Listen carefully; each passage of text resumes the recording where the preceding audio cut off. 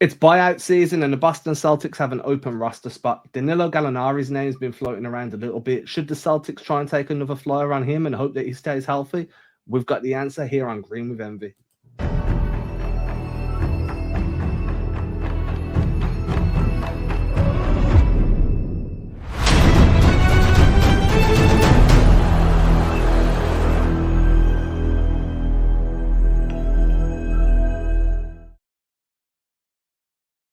Yo, what's up, everybody? It's Adam Taylor from Celtics Blog USA Today, the Celtics Chronicles. I'm joined by my homie, my compadre, my co-host in crime, Mr. Greg Manakis, the lead singer of Black Sheep Optimist and all-around basketball savant.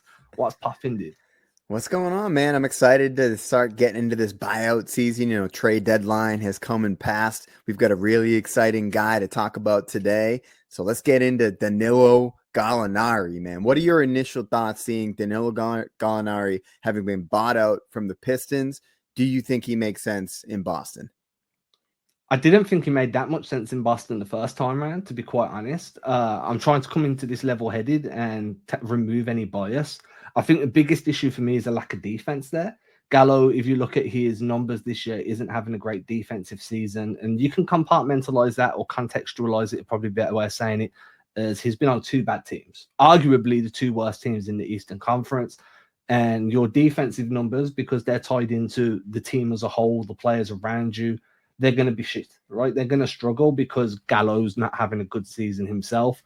So that's kind of my biggest drawback at the moment. And considering where Boston are as a defensive team and the amount of focus they're putting on having switchable guys on the wings, that's kind of my biggest issue with any potential pickup of Gallo. Yeah, and coming off that ACL injury that he had, you would expect the defense to kind of be the thing that comes last, right? Yeah. To return to form. He's never been a great defender, but he's always been a smart defender, and he's big, right? He's 6'9", 6'10", so if the Celtics were to get him with all of the kind of curveballs that Joe Mazzulla's been throwing out there, I think one of the most interesting things with Gallo is how might he function in the zone defense that we've been running? Would he be able to be a part of that and to understand the scheme and just be big? Because as I said, he's 6'10". And then, with the way that the Celtics play defense and how much they kind of fly around on the defensive end when they need to. They don't have like a super aggressive scheme or anything like that, but everybody does need to guard their yard. And I do think with Gallo, the question would be, would he be able to function in a drop? I think that's kind of where he'd have to play, just because I don't think that he's going to be able to switch 1 through 4 on the perimeter. I kind of see him at this point in his career, maybe functioning as a drop defender, kind of similar to like a Kevin Love, like how Kevin Love functions for the Heat. They don't necessarily ask Kevin Love to do too much switching. So that would kind of be my first thought on the defensive end with Gallo, is where does he fit into the zone? And also, would we go, switch 1 through 4 and then have him play drop at the 5? And then the question becomes, why would you even target a guy to play drop defense at the 5 when you've just picked up Tillman, that's one of the better switchy defenders in the NBA? You already have Porzingis, who's one of the better drop rim protectors in the East. And you have Horford and you have Cornette. Why would you then need Gallo? Because there is a world where if you're really pushed into it, you can slide KP over to the 4. You can play Horford at the 4. I'm sure Tillman can spell some minutes at the 4 defensively as well. That's where I start to be like, I don't personally think you need another 4. I think Brissett can slide up and play there too. If you're going more of a small ball. That to me takes away a lot of the value of having someone like Gallo, who at this point in his career is just a stationary catch and shoot guy. And I get that, like, you can run certain actions with him where you kind of bring him in off a flex screen and put him in the post and let him do some work. But you've already got guys to do that at a much higher level. And Gallo's just not mobile enough to be able to be a zoom shooter, like bring him off zoom actions and ask him to shoot. It's so stationary offensively and so limited defensively that I do have some questions why you would fill up the roster with that final roster spot as Gallo. For me, that's more of a, hey, we kind of did you a little dirty during the summer. We sent you over to Washington in part of that, in that KP deal. You just got healthy. let's bring you back and let you try and win a ring. But it's just a different team this year. I think they're deep. Well, they are a lot deeper this year. Gallo to me just doesn't make too much sense as a potential pickup. Well, let's do something that I've done with my therapist, Adam. Okay. Let's imagine a world where everything went better than you ever expected. We get Danilo Gallinari on the Celtics. We pick him up off the buyout market. He's on the team, and best case scenario, Danilo Gallinari is playing the best version of himself, even at this point in his career. We don't have to say he's going to play how he played 6 years ago, but he's able to maximize whatever he has left. What is it that Danilo Gallinari brings to the team that we're missing at this point? There's nothing that he brings that they're missing. Maybe just an extra big body that can shoot. That's another size with like shooting with size. Like maybe you're missing that little bit, but the Celtics can go big, man. I don't think, and this is what I'm saying compared to last year, right? Like last year you didn't have Porzingis. You like Cornet was kind of whatever. I think he's developed this year. You didn't have Drew there to allow you to push JB up to the free. Like I don't really know what Gallo brings that isn't already on the team, and that was a big issue for me. And I've spoke about this before. What can you say? Am I missing just any aspects? Well, this wouldn't be a best case scenario, because best case scenario is that if we He picked never up plays. Gallinari, he doesn't even play because Ever. everybody's super healthy and everyone's playing well, right? So that would mean Sam Hauser doesn't get affected by playoff pressure. Xavier Tillman is able to fill in if Luke Cornet can't really do his thing. As you said, Tillman does a lot of good things on the defensive end that Gallinari can't do. You know, if for some crazy reason Porzingis were to go down, I do think that Gallinari does a lot of what Porzingis can do on the offensive side of the ball in terms of stretching the floor and being a floor spacer out to 27 feet, right? Al Horford's not going to command that sort of attention, but if you have Gallinari set in that high screen and roll, if you have in a horns action or a stack action, something like that, where he's popping out to 27 or to 30 feet rather than to 24 feet, that's where I think he might be able to make a difference. Or Porzingis is in foul trouble. It's one of those games where Horford just doesn't have it. Maybe you break in case of emergency, but the question is, can you get Danilo Gallinari to buy into a role on a team where he is in a break in case of emergency role? Whereas last year, if you were healthy, you were looking at Gallinari to be a top 7 guy or top 8 guy in the rotation. And I think the team last year would have looked way different with him on the floor. He was like the marquee pickup during the offseason last season. Now, like I'm looking at his EPM numbers right now. So he's having the worst season of his career defensively. Offensively, again, it's actually the worst season of his career offensively. He's never played worse than what he is right now in terms of an impact standing. Again, a lot of this is factored around the teams that he's on. The situations that he's in will mean he's getting less quality looks, he's getting less quality minutes. But it's also, dude, you're old, coming off an ACL injury, and you already didn't look very mobile before. You didn't look like you could defend at a high level before. You have this injury. It kind of saps an extra step or half a step of burst.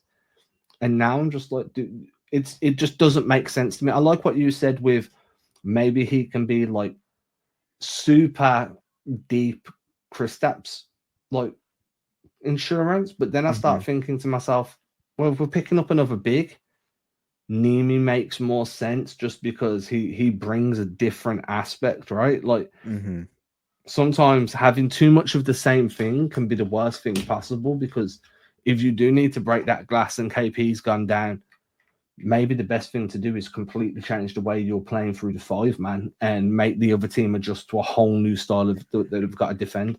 That's a decent point. I do think, though, with Gallinari, there is something to be said for these guys that look at themselves and carry themselves as, one of the best players on the court, that's played super high level international basketball, has been a really good player within the NBA, is a savvy vet, where in a big game, I feel like having Gallinari on the roster, you would still be able to look at him and be like, you know what, I trust that he's going to go out there and he's not going to fuck shit up, and I do think that That like in a big game, you throw Sam Hauser out there, you throw Luke Cornett out there, you feel good about them right now. They're playing great basketball, but there is a chance that the moment's gonna be too big for them, right? And I don't think with Gallinari the moment's ever gonna be too big for him.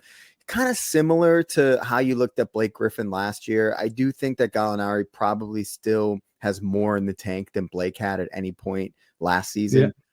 So if you felt like, with Blake that you could have him in that role last year, you got to feel that, okay, maybe I can have Danilo in that role this year.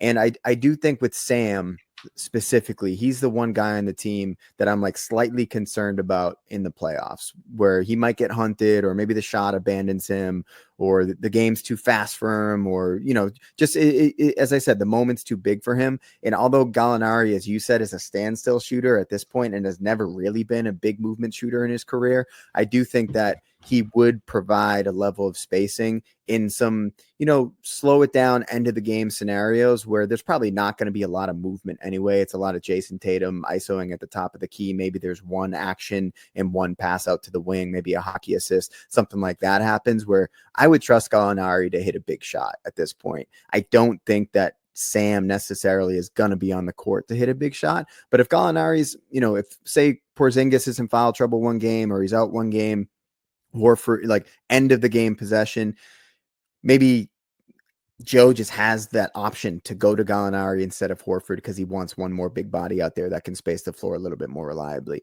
And I do think that I would trust Gallinari to take a big shot in a big game. I can see that. I can see where you'd be trusting Gallo to just be that guy, that release valve, as I like to call it. Yeah. Sam's having a bad game. You don't trust him. Joe's got somebody else to come in that is stationary, that does still stretch a defense, that still does give you some form of spacing, whether it be like vertical or lateral, depending on where you're placing him on the floor. That makes a lot of sense to me. The question I then have is, how much do you feel like, okay, so Sam's having a bad stretch. He's in a series where it just doesn't work for him. The matchup isn't great for him. The spacing is just, they're being closed down. Pickup points are too high for him to get his shot off. And you're going to pivot to Gallo now. So Gallo's going to take a lot of those minutes for this series, this 1 to 7 games. Do you feel like he can do what Sam can defensively? Are they not just going to hunt Gallo? And do you see what I mean? Yeah, I would say probably, Gallo at this point, you can't really rely on him for anything defensively. To me, I look at him, another guy, as you mentioned earlier, that Gallo can kind of turn a spot up possession and he can turn it into a post up. He could back somebody down to 15 feet and maybe hit a little turnaround jumper. And Sam definitely can't do that. Sam's going to rely on everybody else to create a shot for him. So to me, that's where I think having Gallo on the court, Gallo on the court, I do think that even more than Horford, he can do something like that. He's a more talented offensive player that can create his own shot than anybody that the Celtics have on their bench right now. So I do think that there is something to be said about that, is to have everybody on the court be able to take advantage of a matchup. And even if they take advantage of him on the other end, I think there are more ways to hide Gallo for a couple of possessions here or there. Whereas if you have him on the court and he's surrounded by 4 other guys that all can play ISO and all can spot up and shoot, he's going to have the most space he's ever had. He did have one game with the Pistons where he had 4 threes. I think he had like 20 points, looked pretty good in one game against the Pistons. I watched a little tape on him today, and I was impressed with his ability just to kind of get up and down the court, because Gallo kind of gets cement shoes at times where it looks like it's a struggle for him to get up and down the court. He looked lighter on his feet than I was expecting, to be honest with you. So I do think with all the spacing that the Celtics provide, I could see him working out, man. I don't think they need him. There might be a better option out there, but if we got Gallo, I could see the reasons why, because at the end of the day, the guys on the Celtics bench all can play a role, but they're all reliant on all the talent around them to make them even close to the best version of themselves. Where Gallo, you can throw him the ball at 15 feet and feel pretty good about it that he's going to at least, be able to go ISO, or he might even command a double team if like I'm trying to think of a team we might play in the playoffs, like let's say the Knicks. We're talking about the Knicks. We get Jalen Brunson switched on to Gallo. They got to send two, right? If you get Sam Hauser switched on to Jalen Brunson, there's nothing going on. No one's reacting. Right. So I think that's where you can kind of talk yourself into Gallo on this team. So Gallo went for 20 points. I'm just looking now against the Cavs. 3 rebounds, 2 assists, 1 steal, 1 foul, all 3 rebounds with defensive. What was it? The top 100th percentile for true shooting percentage in that one game. So there are flashes, right, of old Gallo. We're going to be doing, this is like a mini series that we're doing. So we're going to be looking at other players. Some probably make sense, some won't. I think Gallo is definitely in that makes sense category. And I think that it's always good to remember this is the 15th guy. Like, they're not meant to be complete players. They're meant to give you more of what you have in a different way, if that makes sense, or something new. So I'm going to put Gallo in the, yeah, that would work pile. But I'm also going to put it in that I won't be sad if they go somewhere else with this pickup. How do you feel about it? Yeah, I mean, I think the one guy, and you know, as you said, this is a series, so unless there's been some news that dropped that I haven't seen yet, Otto Porter Jr. is the guy that I still would probably want over Gallo at this point. I do think he's just a little bit more versatile on the defensive side of the ball, as we saw a couple years ago in the finals. He played really well against the Celtics, so he's a guy that I would trust to throw out there. Has big game experience, just like Gallo, and is still, I believe, on the right side of 30 with Porter, despite the injury concerns. He's either like right at 30 or maybe like 29, but I know he's on the younger side of things. Right at 30. Right at 30, yeah. Right, so I think Porter is the guy that I have my eye on, but we can get into him in another segment. Yeah, definitely. Right, everybody, we'll be back tomorrow with a dive into Porter Jr. by the sounds of it. So until then, everybody stay good, stay sassy, San Diego, stay classy, San Diego, sorry. And we're going to let you go out with Get This High.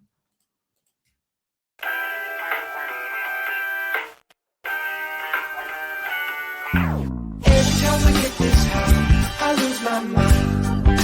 It don't take much no more until I hit the floor. Every time I get this high, it's you I find. It don't take much no more until I'm at your door. You cut me to my core, baby. What can I say? You got me on the floor. You know I came to play. I know I shouldn't.